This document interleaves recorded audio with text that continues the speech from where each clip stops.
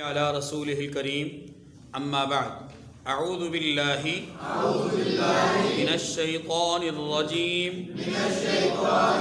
بسم الله الرحمن الرحيم قد نرى تقلب وجهك في السماء فلنولينك قبلة ترضاها فول وجهك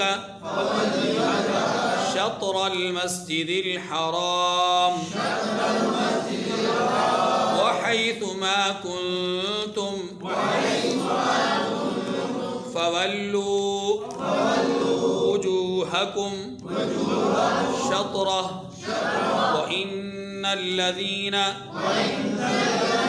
أوتوا الكتاب ليعلمون أنه الحق من ربهم وما الله بغافل عما يعملون ولئن أتيت الذين أوتوا الكتاب بكل آية ما تبعوا قبلتك وما أنت بتابع قبلتهم وما بعضهم بتابع قبلة بعض ولئن اتبعت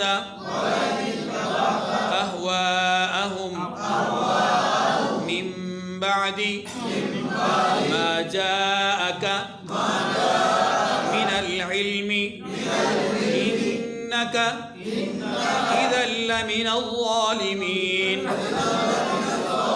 الذين آتيناهم الكتاب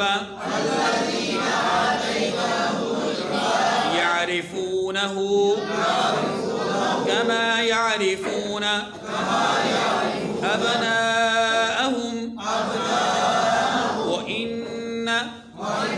فريقا منهم ليكتمون الحق وهم يعلمون الحق من ربك فلا تكونن من الممترين صدق اللہ العظیم۔ سورہ بقرہ کی 4 آیات، آیت نمبر 144 سے آیت نمبر 147 تک ہم نے تلاوت کی ہے۔ ان آیات کریمہ میں سب سے پہلی بات اللہ رب العزت نے تحویل قبلہ کی دوسری وجہ بیان فرمائی ہے، یعنی بیت المقدس کے بجائے اب بیت اللہ کی طرف منہ کر کے نماز پڑھنے کی دوسری حکمت یا دوسری وجہ یا دوسری غرض بیان فرمائی ہے۔ یہ پہلی بات۔ اور دوسری بات یہ ہے کہ رسول اللہ صلی اللہ علیہ وسلم کی نبوت کی علامات جن کا تذکرہ تورات اور انجیل میں موجود تھا، اللہ رب العزت نے ان کی طرف اشارہ فرمایا کہ اہل کتاب آپ کی نبوت کی علامات کو، نشانیوں کو بخوبی جانتے ہیں اور آگاہ ہیں، لیکن اس کے باوجود یہ آپ پر ایمان نہیں لاتے، صرف ضد، ہٹ درمی اور عناد کی بنیاد پر۔ تو 2 باتیں یہاں پر یہ ہو گئیں۔ اور تیسری بات، مسلمانوں کو رسول اللہ صلی اللہ علیہ وسلم کی وساطت سے سمجھایا گیا کہ ان یہود نے آپ کی بات کو ماننا نہیں ہے، یہ تو خود آپس میں جھگڑا کرتے ہیں، لہٰذا آپ ان کی پرواہ مت کیجیے۔ ایک درجے میں اس تیسری بات کو آپ یوں کہہ سکتے ہیں کہ اللہ تعالیٰ نے اہل اسلام کو تسلی دی ہے کہ آپ پریشان نہ ہوں ان کے ایمان نہ لانے پر۔ بس یہ 3 باتیں ہیں۔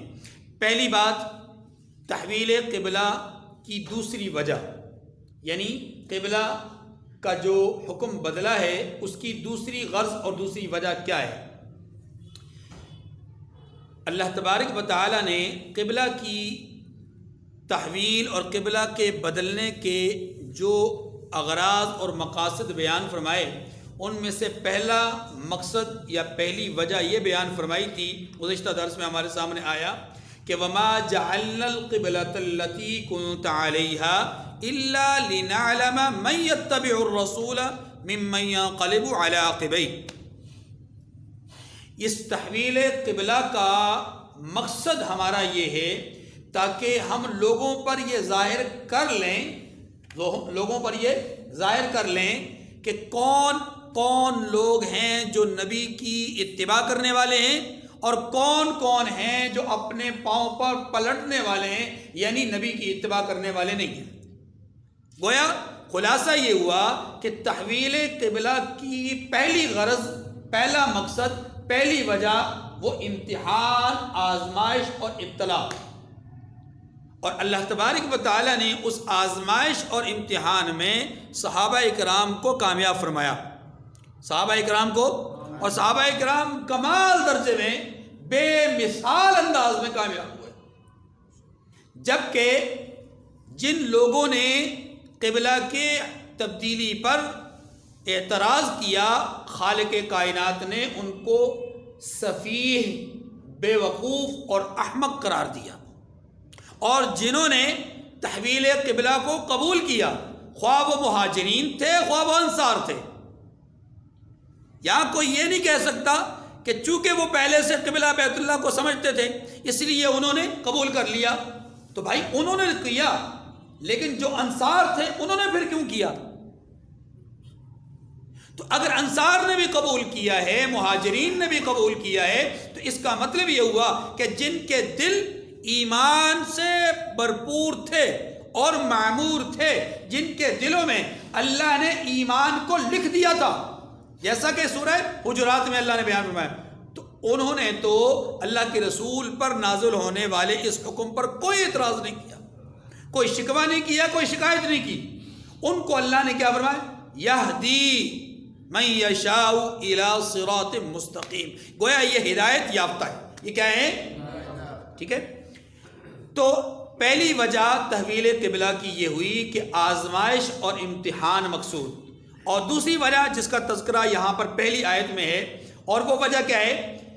توجہ کیجیے گا، رحمت دو عالم صلی اللہ علیہ وسلم پر جب یہ حکم نازل ہوا کہ اب آپ مکہ مکرمہ سے جب مدینہ منورہ آ گئے تو حکم یہ ہوا کہ اب آپ یہودیوں کی تالیف قلب کے لیے، ان کے دلوں کو مائل کرنے کے لیے، ان کے دلوں کو نرم کرنے کے لیے اپنے مذہب اور اپنے دین کی طرف آپ ان کے قبلہ کی طرف رخ کر کے نماز پڑھیے، بیت المقدس کی طرف۔ تو آپ علیہ السلام نے 16 یا 17 مہینے مسلسل اسی طرف رخ کر کے نماز پڑھی، لیکن اس دوران آپ صلی اللہ علیہ وسلم کے دل میں بار بار یہ تمنا اٹھ رہی تھی، یہ خواہش آ رہی تھی، یہ خواہش پیدا ہو رہی تھی اور ہوتی تھی کہ آپ کا قبلہ بیت المقدس کے بجائے بیت اللہ ہو۔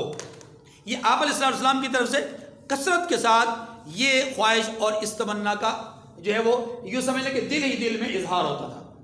اللہ تبارک و تعالیٰ نے یہاں پر اسی بات کو ارشاد فرمایا کہ یہ جو ہم تحویل قبلہ کا حکم ارشاد فرما رہے ہیں، اس کی دوسری وجہ یہ، پہلی وجہ تو امتحان اور آزمائش تھی، اور وہ اہل ایمان کا امتحان اور آزمائش تھی۔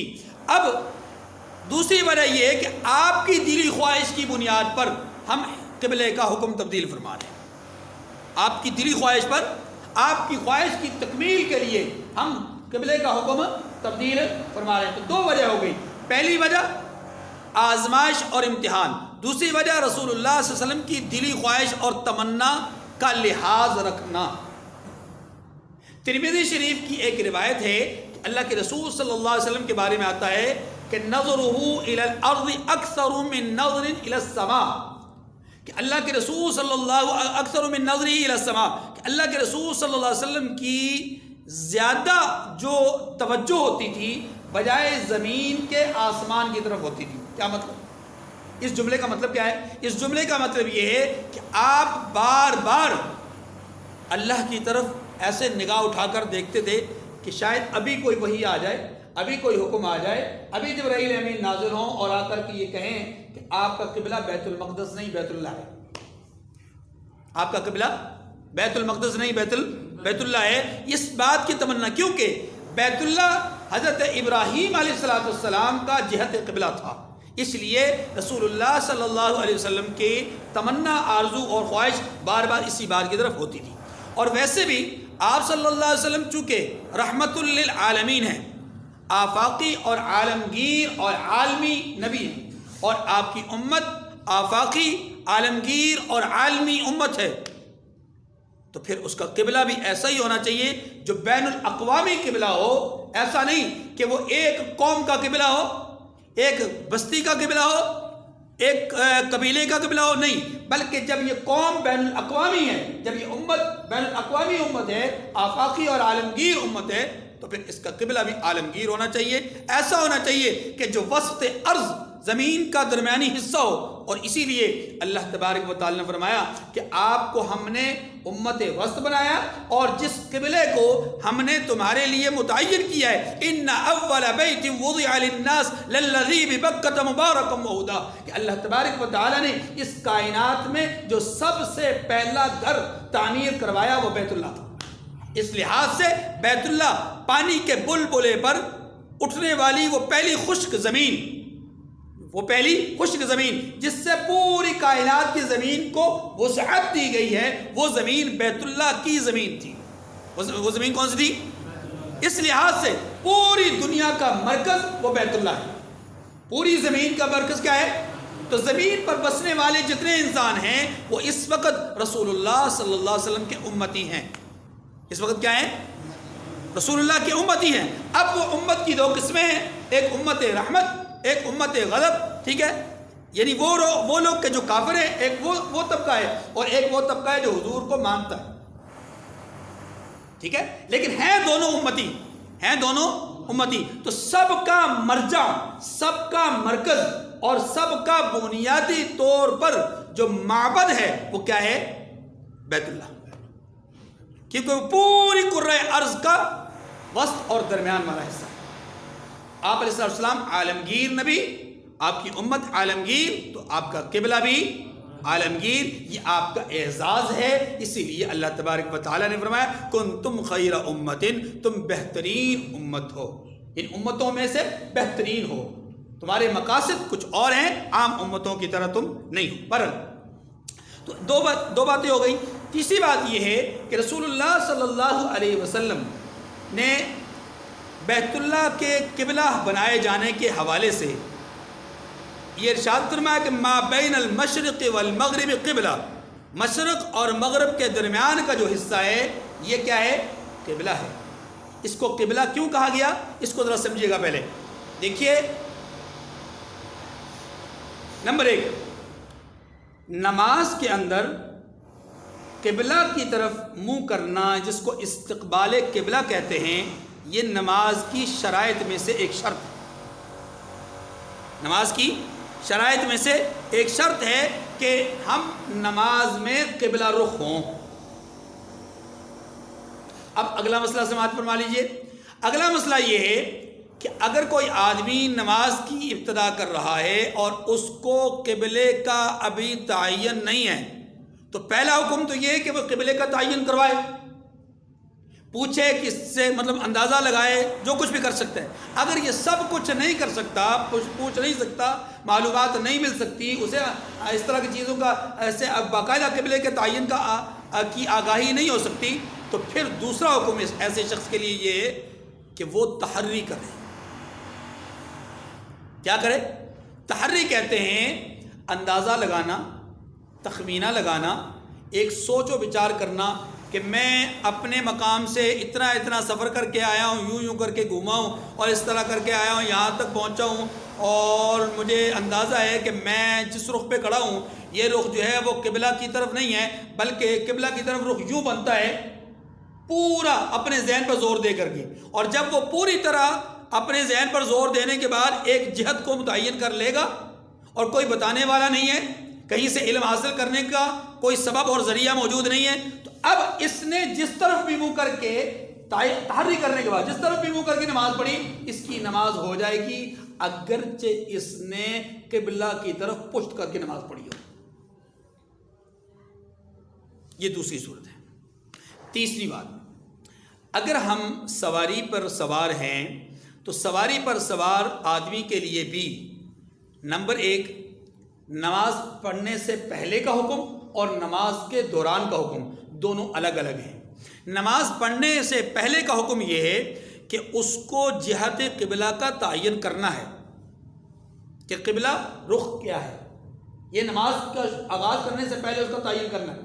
جب تعین کر لیا، اس طرف ہم نے نماز کی نیت باندھ کر کے نماز شروع کر دی، اب سواری اس رخ سے پھر گئی تو ہم اس کے ساتھ ساتھ نہیں پھریں گے، بلکہ جس طرف بھی سواری جائے گی ہمارا رخ قبلہ کی طرف ہی تصور ہوگا، کیونکہ ہم نے بنیادی طور پر نماز کا آغاز قبلہ کی طرف کر دیا۔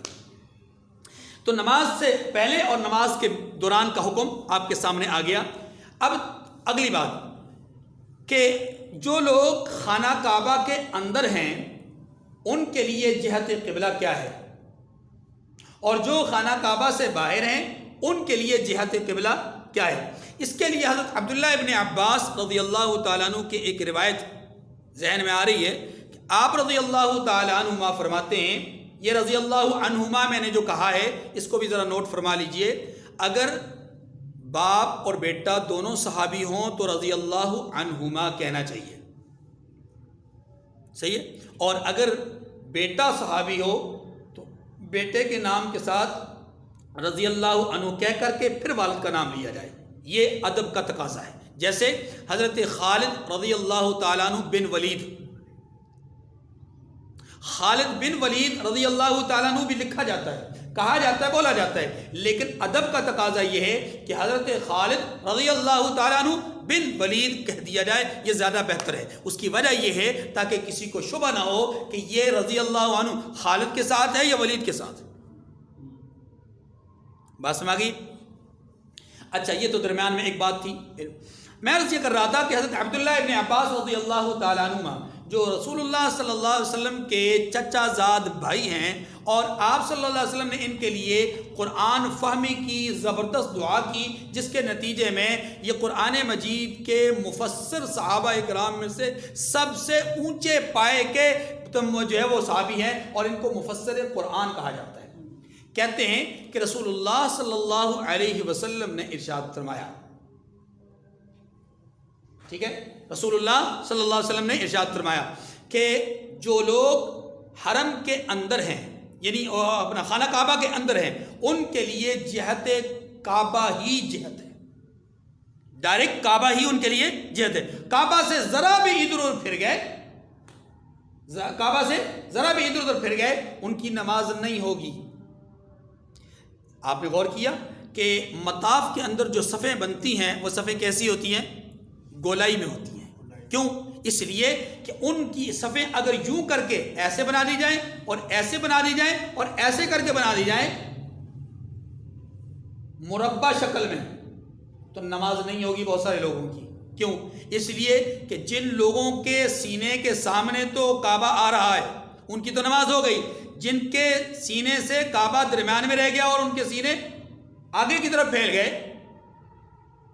ظاہر ہے وہ کعبہ کی جو عمارت ہے چھوٹی ہے، مطاف کی جگہ بہت بڑی ہے، تو اکثر لوگ ایسے ہوں گے کہ جن کے سینے کعبہ سے پھر جائیں گے، نتیجہ کیا ہوگا؟ ان کی نماز نہیں ہوگی، کیونکہ ان کے لیے سینے کا کعبہ کی طرف ہونا ضروری ہے، سینے کا ڈائریکٹ کعبہ کی طرف۔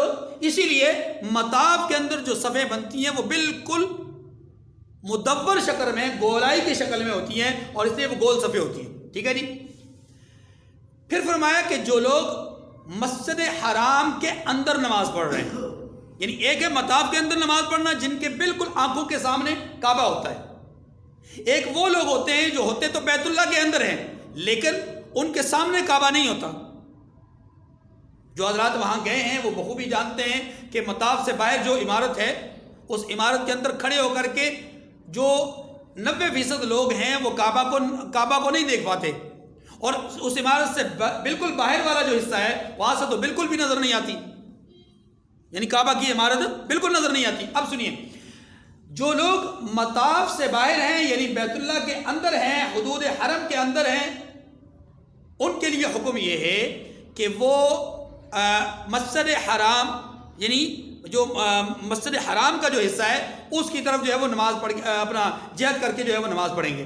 اور جو لوگ حدود حرم سے باہر ہیں، صرف بیت اللہ کے اندر نہیں، بیت اللہ سے جو باہر ہیں وہ بھی مسجد حرام کی طرف منہ کر کے نماز پڑھیں گے، لیکن اپنا کیا کہتے ہیں اس کو، حرم کی طرف نماز پڑھ کے منہ کر کے نماز پڑھیں گے۔ لیکن جو لوگ حدود حرم سے ہی باہر ہیں، جیسے ہم لوگ ہیں یا دوسرے تیسرے جتنے بھی ممالک کے لوگ ہیں، ان تمام لوگوں کے لیے جو حکم ہے وہ صرف جہت کعبہ کا نہیں یا صرف مسجد حرام کا نہیں، بلکہ ان کے لیے جو حکم دیا گیا ہے وہ ہے پورا حدود حرم۔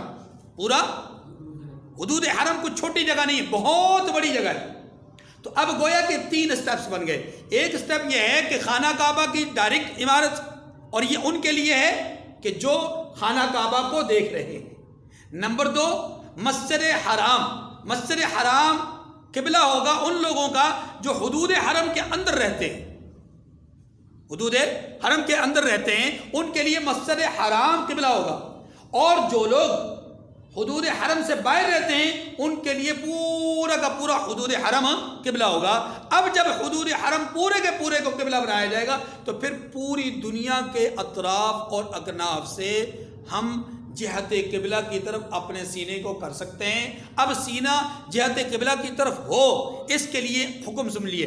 جو ہمارا سینہ ہے، سینہ جہت قبلہ کی طرف اگر معمولی درجے میں بھی موجود ہو تو نماز ہو جائے گی۔ مثال کے طور پر اب جس انداز میں بیٹھا ہوں، اب ذرا مجھے دیکھیے گا، میں یوں بھی کر کے بیٹھا ہوں، فرض کیجئے کہ یہاں بالکل سامنے جہت قبلہ ہے، لیکن اگر میں تھوڑا سا یوں گھوم جاتا ہوں، یوں کر کے، مجھے ذرا غور سے دیکھیے گا، یوں کر کے گھوم رہا ہوں، ایسے گھومتے گھومتے گھومتے میں دیکھیں یہ ہلکا پھلکا ابھی بھی میرا سینہ جہت قبلہ کی طرف ہے، لیکن یہ یہاں میں پہنچا تو میرا سینہ جہت قبلہ سے پلٹ گیا۔ اس کے بعد اگر میں کھڑا ہوں گا، اس طرف میں کھڑا ہوں گا تو نماز نہیں ہوگی۔ اس کو کہتے ہیں 90 ڈگری کا اینگل۔ اگر اس اینگل پہ میں جا کر کے پہنچ جاتا ہوں 45 ڈگری ادھر اور 45 ڈگری ادھر، اگر میں اس جہت پہ چلا جاتا ہوں تو پھر اس کے بعد میری نماز نہیں ہوگی۔ اس کے اندر اندر والے حدود میں میری نماز ہو جائے گی، اس کے اندر کے حدود میں میری نماز۔ اسی لیے یہ جو اپنا قبلہ کا رخ ہے، اس میں اگر تھوڑی بہت کمی بیشی رہ جائے، صفیں تھوڑی سی ادھر ادھر مڑ جائیں مسجد کے اندر بھی، تو اتنا زیادہ اس پہ وبال اور چیخ و پکار نہیں کرنا چاہیے، نماز ہو جاتی ہے۔ نماز اتنی بات سمجھ گئی جی؟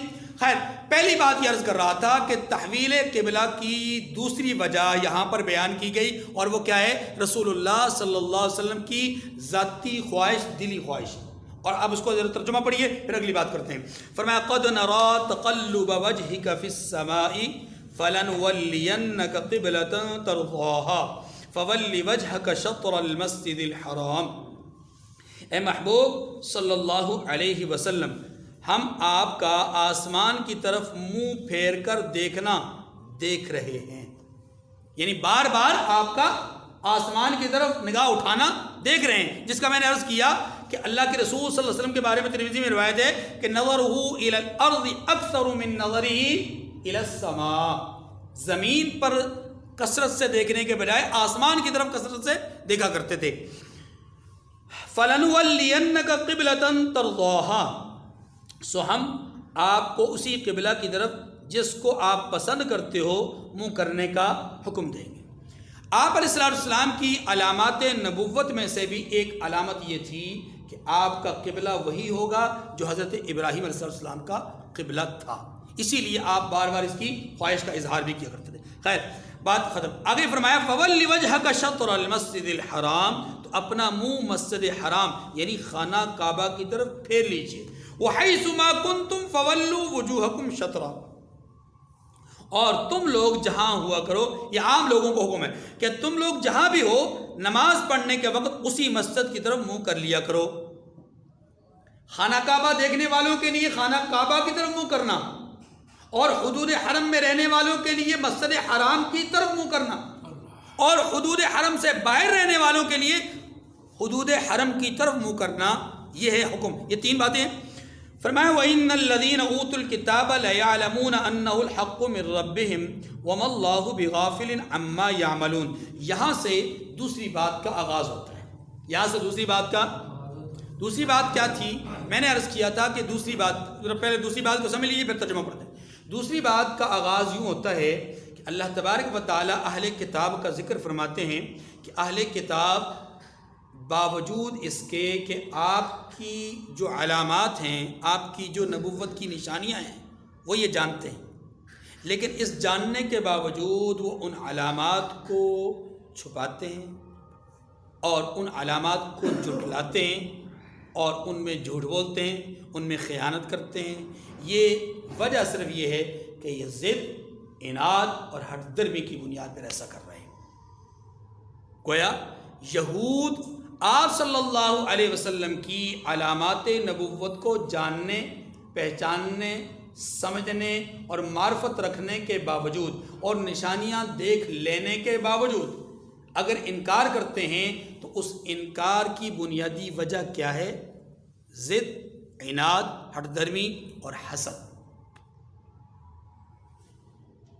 اور اس پر ایک نہیں 20 واقعات موجود ہیں۔ خود ام المؤمنین حضرت سیدہ صفیہ رضی اللہ تعالی عنہا، یہ حضرت پاک صلی اللہ علیہ وسلم کی حرم ہیں، رسول اللہ صلی اللہ علیہ وسلم کی زوجہ مطہرہ ہیں۔ ان کے والد اور چچا کا ایک واقعہ کتابوں میں موجود ہے۔ یہ مذہباً یہودی تھے، اور یہودی بھی عام یہودی نہیں، صاحب علم یہودی تھے، خیبر کے رہنے والے تھے۔ اور جب رسول اللہ صلی اللہ علیہ وسلم مکہ مکرمہ سے ہجرت فرما کر مدینہ منورہ تشریف لائے تو آپ صلی اللہ علیہ وسلم کی نبوت اور آپ کی رسالت کو جانچنے کے لیے، پرکھنے کے لیے، آزمانے کے لیے، دیکھنے کے لیے مختلف قسم کے علاقوں سے یہود ٹولیوں اور جماعتوں کی شکل میں بھی آئے، انفرادی طور پر بھی آئے، اور آ کر کے آپ صلی اللہ علیہ وسلم کو دیکھا، علامات کو پرکھا، ان علامات کو جاننے کی کوشش کی کہ جو علامات ان کے ہاتھ تورات میں موجود تھیں، اور ہر ایک نے ان علامات کو سچا پایا، حضور میں موجود تھی، لیکن ایمان لانے والے بہت تھوڑے تھے۔ انہی وزٹرز میں سے، انہی دیکھنے والوں میں سے خیبر سے آئے ہوئے 2 بھائی بھی تھے۔ ایک بھائی ام المؤمنین کے والد اور ایک بھائی ان کے چچا، یہ دونوں بھی رسول اللہ صلی اللہ علیہ وسلم کو دیکھنے کے لیے آئے۔ آپ صلی اللہ علیہ وسلم سے ملاقات کی اور ملاقات کر کے واپس گئے تو اب آپس میں اپنے گھر کے اندر گفت و شنید کر رہے ہیں، آپس میں ایک دوسرے سے بات چیت کر رہے ہیں، اور دوران گفتگو وہ اس انداز میں بات کر رہے ہیں کہ کوئی تیسرا نہیں سن رہا، لیکن ان کی اس گفتگو کو دیوار سے اس طرف موجود ام المؤمنین سماعت فرما رہی تھی، سن رہی تھی کہ چچا اور ان کے والد آپس میں گفتگو کر رہے ہیں۔ چچا سے ان کے چچا سے ان کے والد نے پوچھا کہ آپ کی کیا رائے ہے، یا چچا نے والد سے پوچھا کہ آپ کی کیا رائے ہے محمد صلی اللہ علیہ وسلم کے بارے میں، آپ نے ان کو کیسا پایا؟ تو ان کے والد نے کہا کہ میں نے جتنی علامات پڑھی ہیں، جو نشانیاں مجھے معلوم ہیں، وہ تمام نشانیاں ان میں پائی جاتی ہیں، وہ علامات ان کے اندر موجود ہیں۔ تو پھر چچا نے کہا کہ اگر علامات موجود ہیں بھیا جی، اگر علامات موجود ہیں تو ہمیں ان کی نبوت کا اعتراف کر لینا چاہیے اور ان کو نبی مان لینا چاہیے اور ان کی دعوت پر لبیک کہہ دینا چاہیے۔ اس دعوت پر لبیک کہنے میں حرج کیا ہے؟ تو حضرت ام المؤمنین کے والد نے کہا کہ نہیں، مجھے پیدا کرنے والے کی قسم، جب تک میری جان میں جان ہے میں اس وقت تک ان کی مخالفت کرتا رہوں گا اور ڈٹ کر ان کا مقابلہ کرتا رہوں گا. میں کبھی ان کی بات کو ماننے کے لیے تیار نہیں ہوں، اس لیے کہ یہ میری ضد ہے. یہ میری کیا ہے؟ تو یہود رسول اللہ صلی اللہ علیہ وسلم کو جو نہیں مانتے تھے تو یہ وجہ نہیں تھی کہ انہیں معلوم نہ تھا کہ آپ نبی ہیں، وہ جانتے نہ تھے کہ آپ نبی ہیں، نہیں، بلکہ وہ جانتے تھے، علامات کو پہچانتے تھے، اور ایسے ہی پہچانتے تھے جیسا کہ اس آیت میں، اگلی آیت میں اللہ نے فرمایا الذین آتیناہم الکتاب یعرفونہ کما یعرفون ابناءہم. جن اہل کتاب کو اللہ نے علم دیا ہے وہ اہل کتاب آپ کی علامات کو چھپاتے تھے، حالانکہ وہ یہ جانتے تھے کہ آپ صلی اللہ علیہ وسلم ہی واقعی وہ آخری نبی ہیں. بات سمجھ گئی؟ تو دوسری بات یہاں پر یہ بیان کی گئی کہ وَإِنَّ الَّذِينَ أُوتُوا الْكِتَابَ لَيَعْلَمُونَ أَنَّهُ الْحَقُّ مِنْ رَبِّهِمْ وَمَا اللَّهُ بِغَافِلٍ عَمَّا يَعْمَلُونَ. تو خیر حضرت صفیہ رضی اللہ تعالیٰ عنہ، ان کے والد نے قسم کھا لی کہ میں تو جب تک جان میں جان ہے محمد صلی اللہ علیہ وسلم کی مخالفت کرتا رہوں گا. چنانچہ یہ ابتدائے ہجرت کے زمانے کی بات ہے، اور پھر ایک وقت ایسا بھی آیا کہ جب رسول اللہ صلی اللہ علیہ وسلم اپنی جماعت صحابہ کرام کے ساتھ ان کو لے کر کے نکلے، یہود خیبر کی عہد شکنی اور بدعہدی کے نتیجے میں ان پر آپ نے چڑھائی کی اور قلعہ خیبر کا آپ نے محاصرہ فرمایا، اور ایک طویل مدت کے بعد اس قلعے پر، بلکہ اس کے تمام 8 کے 8 قلعوں پر جب آپ صلی اللہ علیہ وسلم نے پوری طرح فتح حاصل فرما لی، تو اس قلعے میں آپ کو جاننا چاہیے کہ حضرت صفیہ رضی اللہ تعالیٰ عنہ کے جو والد تھے وہ اس قلعے کے اندر مارے گئے. والد مارے گئے اور چچا شاید پہلے ہی فوت ہو چکے تھے، بہرحال چچا کا تذکرہ دوبارہ نہیں آیا، ان کے والد بہرحال اس وقت مارے گئے. حضرت صفیہ رضی اللہ تعالیٰ عنہ بھی اس وقت جو ہے وہ گرفتار ہوئی اور رسول اللہ صلی اللہ علیہ وسلم کے پاس لائی گئی. جب آپ صلی اللہ علیہ وسلم نے ان کو دیکھا تو آپ کو بتایا گیا کہ یہ تو خیبر کے سرداروں میں سے ایک سردار کی بیٹی ہیں، اور اب وہ بحیثیت لونڈی ہمارے پاس آئی ہیں. تو اللہ کے نبی صلی اللہ علیہ وسلم نے ان کو اپنے حصے میں لے کر، جو حصہ تقسیم ہوا اس میں اپنے حصے میں لے کر کے ان کو آزاد فرما دیا. جب ان کو آزاد فرمایا تو آزاد فرمانے کے بعد آپ صلی اللہ علیہ وسلم نے ان کو عقد نکاح بھیجا. پہلے آزاد فرمایا پھر عقد نکاح بھیجا. اب عقد نکاح بھیجنے کے بعد آپ صلی اللہ علیہ وسلم کے اس عقد نکاح بھیجنے کے بعد انہوں نے اس عقد کو قبول کیا. اس سے پہلے ہی وہ اس درمیان میں ایمان قبول کر چکی تھی، ایمان لا چکی تھی. حالانکہ حضرت صفیہ کہتی ہیں کہ ایمان تو میرے دل میں اسی دن بیٹھ گیا تھا جس دن میرے چچا اور والد کے درمیان گفتگو میں نے سنی تھی، اسی دن میرے دل میں ایمان بیٹھ گیا تھا کہ جو شخص، جو ذات سچی ہے پھر اس کا اعتراف نہ کرنا، اس کی سچائی کو نہ ماننا، یہ بددیانتی ہے اور اپنے دین سے کیا ہے؟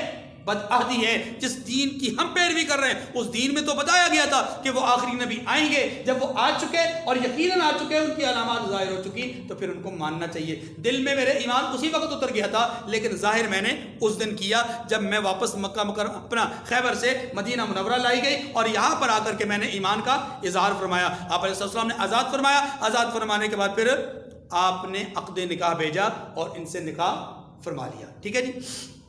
تو فرمایا وَإِنَّ الَّذِينَ أُوتُوا الْكِتَابَ لَيَعْلَمُونَ أَنَّهُ الْحَقُّ مِنْ رَبِّهِمْ وَمَا اللَّهُ بِغَافِلٍ عَمَّا يَعْمَلُونَ. جن لوگوں کو کتاب دی گئی ہے وہ خوب جانتے ہیں کہ نیا قبلہ ان کے پروردگار کی طرف سے حق ہے، اور جو کام یہ لوگ کرتے ہیں اللہ ان سے بے خبر نہیں ہے. قبلے کو بھی حق جانتے ہیں، نبی کو بھی. وَلَئِنْ أَتَيْتَ الَّذِينَ أُوتُوا الْكِتَابَ بِكُلِّ آيَةٍ مَا تَبِعُوا قِبْلَتَكَ وما انت بتابع قبلتهم وما بعضهم بتابع قبلة بعض. یہ تیسری بات ہے کہ یہود اور نصارہ آپ کی بات کو ہٹ درمی کی وجہ سے نہیں مانیں گے. آپ تسلی رکھیں، آپ مطمئن رہیں، آپ پریشان نہ ہوں. فرمایا اور اگر تم ان اہل کتاب کے پاس تمام نشانیاں بھی لے کر آ جاؤ تو بھی یہ تمہارے قبلہ کی پیروی نہیں کریں گے. دیکھیے بات سنیے، اختلاف دو طرح کا ہوتا ہے. ایک اختلاف وہ ہوتا ہے جو جہالت کی بنیاد، عدم علم کی بنیاد پر ہوتا ہے، اور ایک اختلاف وہ ہوتا ہے جو ضد کی بنیاد پر ہوتا ہے۔ یاد رکھیے، جو اختلاف علم نہ ہونے کی بنیاد پہ ہوتا ہے، جہالت کی بنیاد پہ ہوتا ہے، ناواقفیت کی بنیاد پہ ہوتا ہے، اس اختلاف کا تو بڑا آسان حل ہے کہ دلیل لے آئیے، بات سمجھا دیجئے، ثبوت لے آئیے، تو وہ بندہ مان جاتا ہے۔ اور اکثر یہی ہوتا ہے کہ جو لوگ اپنی جہالت، ناواقفی، لا علمی کی وجہ سے کسی بات میں اختلاف کرتے ہیں، جب ان کے سامنے دلیل آ جاتی ہے، بات کی وضاحت آ جاتی ہے، تو وہ کیا کرتے ہیں؟ مان لیتے ہیں۔ لیکن یاد رکھیے، اختلاف کی ایک دوسری صورت بھی ہے، اور وہ کیا ہے؟ ضد اور عناد کی بنیاد پر میں نہ مانوں کی رٹ لگانا۔ جیسے ہمارے ہاں محاورہ ہے کہ فلاں کا کوا جو ہے وہ کیا ہے؟ سفید ہے۔ کیا مطلب؟ اس نے اپنی انا کا مسئلہ بنا لیا کہ بھائی کوا سفید ہے تو سفید ہے۔ ساری کائنات کہتی پھرے کہ یہ اس کا رنگ جو ہے وہ کیا ہے؟ سیاہ ہے، لیکن وہ مانے گا کہ نہیں جناب، سیاہ نہیں، سفید ہے۔ بات سمجھ گئی؟ اس کو کہتے ہیں ضد اور عناد کی بنیاد پر۔ کہتے ہیں نا کہ سوئے ہوئے کو جگانا آسان ہے۔ اگر ایک آدمی سویا ہوا ہے، اس کو جگانا کیا ہے؟ آسان ہے۔ ہارن مار دیں، اس کے پاؤں ہلا دیں، اس کو آواز دے دیں، ہاں جی، وہ جاگ جائے گا۔ لیکن جاگ کر سونے والے کو جگانا بہت مشکل ہے۔ جاگتے ہوئے کو جو جاگ رہا ہو اور وہ سویا ہوا ثابت کرے اپنے آپ کو، مثلا جان بوجھ کے لیٹا ہوا ہے، آنکھیں بند کی ہوئی کہ جناب میں تو سویا ہوں، اب جس نے اپنے آپ کو سویا ہوا شو کرنا ہے، اس کو جگانا تو بڑا مشکل ہے، کیونکہ وہ اندر سے تو جاگ رہا ہوتا ہے۔ آپ اس کو کس طریقے سے جگائیں گے؟ جگانے کا مطلب تو کسی کو بیدار کرنا ہے نا، تو وہ تو پہلے سے بیدار ہے، آپ اس کو کیسے بیدار کر سکتے ہیں؟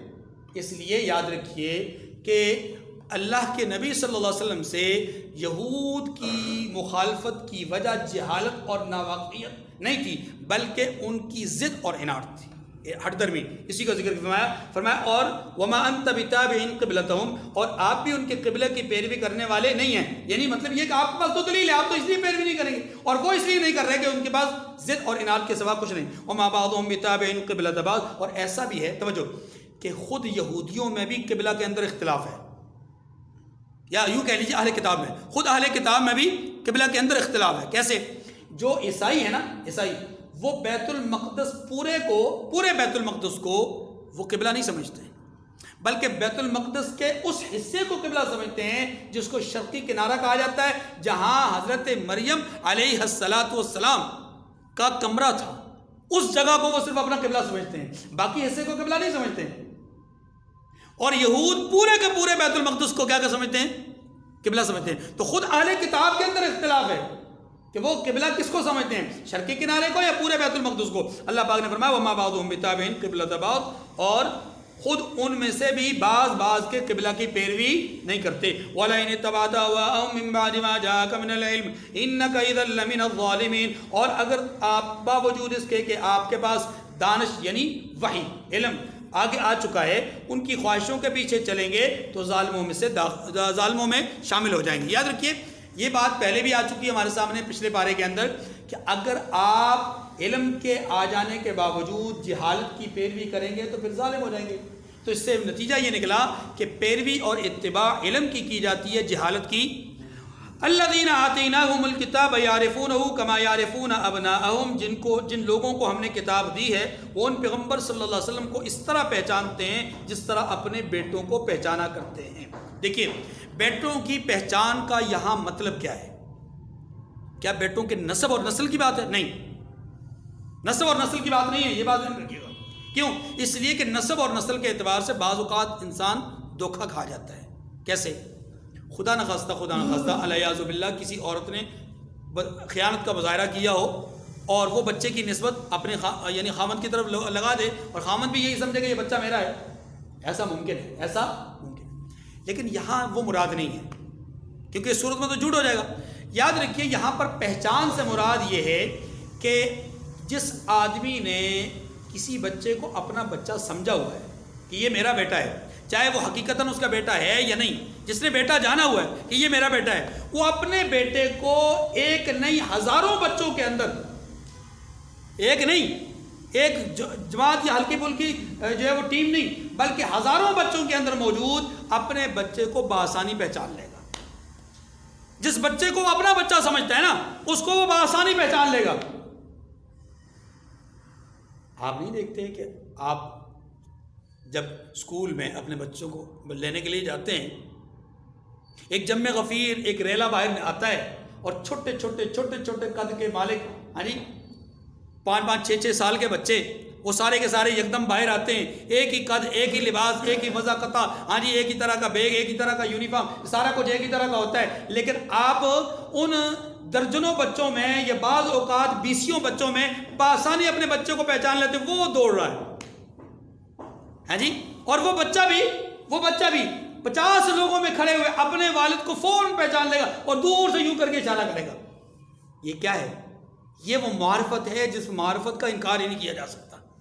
اس کو کہتے ہیں علامات، اور ظاہری پہچان کو دیکھ کر کے ان پہچان اور ان علامات کے یقینی ہونے کی وجہ سے انکار کی گنجائش نہ ہونا، انکار کی گنجائش۔ تو رسول اللہ صلی اللہ علیہ وسلم کی جو ظاہری علامات تھیں، جو آپ کی نشانیاں تھیں، ان نشانیوں کو یہود نے پہچان لیا۔ اب پہچاننے کے بعد ان نشانیوں کی بنیاد پہ انکار کی گنجائش نہیں تھی۔ وہ رسول اللہ کو ظاہری علامات کے اعتبار سے ایسے ہی جانتے تھے جیسے اپنے بیٹے کو ہزاروں بچوں میں سے پہچان لینا۔ بات سمجھ گئی؟ یہی بات یہاں پر مقصود ہے۔ الذین آتیناہم الکتاب یعرفونہ کما یعرفون ابناءہم، جن لوگوں کو ہم نے کتاب دی ہے وہ ان پیغمبر آخر الزمان صلی اللہ علیہ وسلم کو اس طرح پہچانتے ہیں جس طرح اپنے بیٹوں کو پہچانا کرتے ہیں۔ وَإِنَّ فَرِيقًا مِّنْهُمْ لَيَكْتُمُونَ الْحَقَّ وَهُمْ يَعْلَمُونَ، مگر ایک فریق ان میں سے سچی بات کو جان بوجھ کر چھپا رہا ہے، ان علامات کو چھپا رہا ہے۔ آگے فرمایا الحق من ربک فلا تکونن من الممترین، اے پیغمبر یہ نیا قبلہ آپ کے پروردگار کی طرف سے حق ہے تو آپ ہرگز شک کرنے والوں میں سے نہ ہونا۔ وآخر الدعوانا ان الحمد للہ رب العالمین وصلی اللہ علی النبی الأمی وعلی آلہ وسلم تسلیما۔